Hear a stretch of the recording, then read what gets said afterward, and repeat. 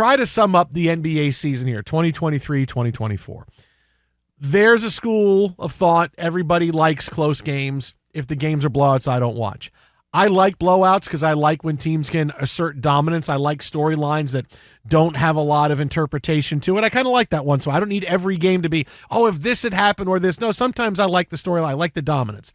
This is one of the easiest NBA seasons and finals to explain. This is one of the, if I could have gone back in the beginning of October, said this, and it would have saved everybody the entire season, right? Because what did we see this season? The best team, front to back, top to bottom, beginning of the season to the end of the season, wins the title because they were deeper than everybody else they played, and that was on display in the finals. That's it. It's that simple. They were the best team all season long. They were deeper than everybody else. Look at the teams they played in the playoffs that had injuries or were coming off a series where they beat somebody that had big injuries, and they were much deeper than the Dallas Mavericks. And the Mavericks had one player who was able to really dent the scoreboard in Luka Doncic, really didn't have anybody else. The Celtics, whether you had Tatum, whether you had Brown, whether you had Drew Holiday all over the box score, you had White with 14 points a game. You had Porzingis in game one. You had the big Peyton Pritchard three, his only points of the series tonight, only points of game 5 tonight, and he hits it right before halftime. You had Horford with some nights where he was big. I mean, this was a great supporting cast, and this is why they won. Sometimes it's that simple. They were the best team all season long. Everybody, you heard a lot of people in the media try to dismiss them. They don't do this right. They don't do this right. They don't do this right. They don't do this right. No, they were the best team, and they put it on display in the playoffs, and they won the title. They're deeper than everybody else, and you have to respect that. Yeah, I think with a lot of the Celtics discussion, it was you're trying to sell the alternate, right? The alternate universe. And say, well, if then, but, right? The one game loss here, the one game loss there, the series against Indiana, where you had 3 games where they came and took victory away from the Pacers, which 90% winning probability rates in 3 games. And the Celtics went and took them all, right? You play with their food. Those are all narratives built up and to a degree bought in, just saying, all right, let's see what happens, fully formed and when we get to the finals. And instead they just said, all right, you guys ready? And Missoula, Van Gundy, Sam Cassell, all the assistants rallied them, and this is what you saw. Absolute dominance from pillar to post. I'm really happy for Al Horford. He's a guy I've long admired the game, and any guy that stays in the game as long as he does. He's got to be a hell of a teammate and a guy that can still give you some positive contributions on the floor. But yeah, it was a lot of, all right, they're the favorite, so we have to find other discussion points. Part of the reason that, when we make picks, a lot of times it's, all right, no chalk. Well, that's when you got a larger field. When it comes to brass tacks, here it was wishing, wanting, hoping that you'd find, lightning in the bottle for the Mavericks to make it a series, to be able to perhaps rally it to a deeper series and really test them.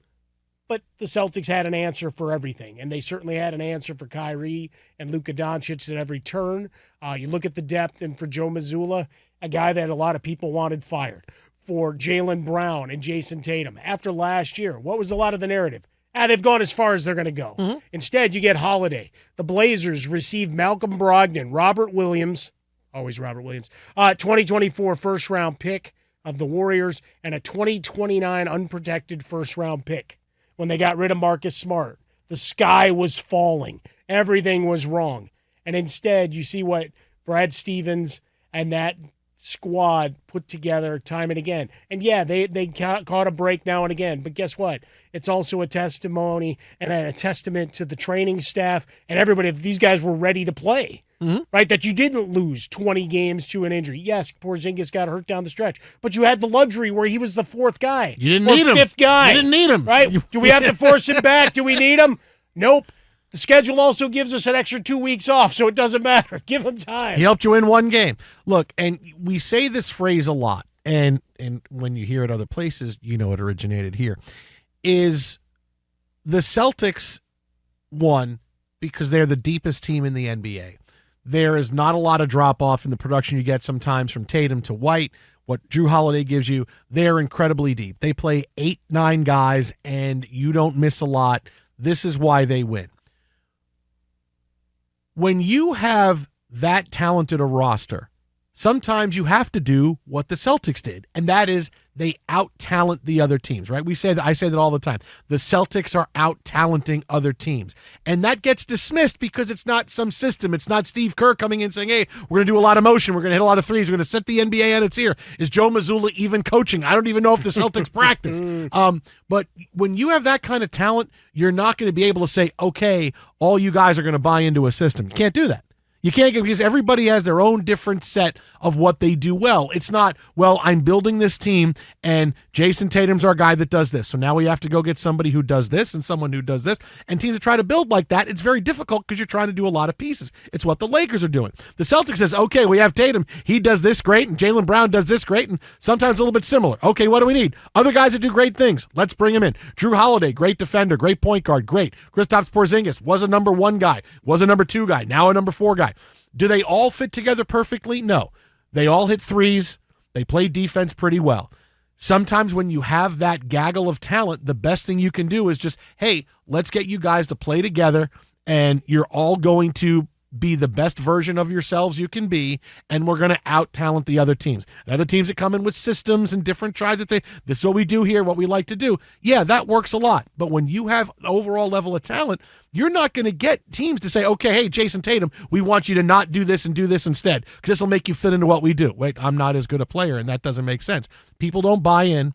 And you lose players a lot easier and a lot quicker that way. Whereas Joe Mazzulla has taken over when the team was in a pretty good shape under Ime Udoka. He's come in and said, okay, we're going to do a little bit of tweaking with the roster, and the guys go out and they play, and that's kind of what they do. They have a lot of individual stars. They hit threes. They play good defense, and look at what they do to teams. They did this all season even when teams were healthy. They get to the playoffs. Yes, they had a great draw. They had a great draw with players who were hurt and not making it out. This is the year we told you the Celtics had to win, but the Celtics did everything they needed to do this season. It was pretty simple, and that's a strategy that, again, you have to give the Celtics a lot of credit for. Is that instead of trying to shoehorn these people in to play this one way, it's we're going to do this, and as long as we put our guys out there, our top 8 are going to be better than your top 8, and we're going to win a lot of games, and that's a way to go. Whenever you get guys to commit to defense, right? You as a Knicks fan know this. Me, once upon a time in Chicago, one of the greatest and often most unstated things about those Bulls squads were that they played defense. You had guys, even if they were cagey veterans, that knew their space on that side of the ball. Never mind the second three-peat when you had Dennis Rodman corralling every rebound that was out there. But for the Celtics, that was the dirty little secret to all of it, is that guys would man up. And in this series, that's what Mazzulla called for. He's one of the most fascinating guys in our sporting universe right now, from some of the interviews that players have given with a little bit of insight and some of his interview responses. Can't wait to see what he's got for us after the final piece of confetti falls. Exit How About a Fresca, exit Swollen Dome, the Jason Smith Show with my best friend Mike Harmon. Just the beginning of our breakdown of the NBA Finals. Again, one of the simplest seasons you can break down, and it's time to give the Celtics credit, to give them all their flowers for what they were able to accomplish. And thankfully they did, because if they didn't win, I would never pick them to win anything again in my life.